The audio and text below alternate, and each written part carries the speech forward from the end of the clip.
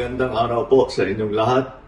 Ito ay isa pang report na aking ibibigay tungkol sa mga investigasyon at kaso sa mga questionable flood control project na ating nakita. May babalita ko po sa inyo na ang passport po ni Saldico ay kanselado na.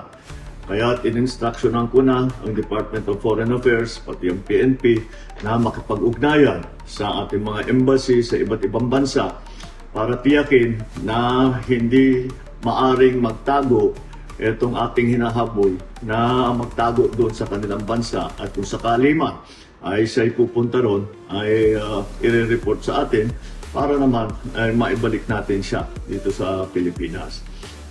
Kaugnay naman kay Sara Diskaya, sumuko naman siya kahapon sa NBI at nasa kustodya na siya ng NBI.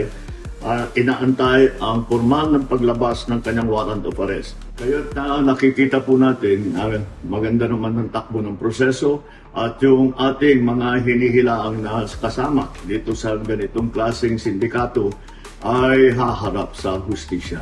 Asahan po ninyo na patuloy pa rin ang ating investigasyon, patuloy pa rin ang ating pagpila ng mga kaso upang tiyakin na ang mga guilty dito sa ganitong klaseng iskandalo ay haharap sa batas at bukod dyan ay maibalik ang ninakaw na pera sa taong bayan.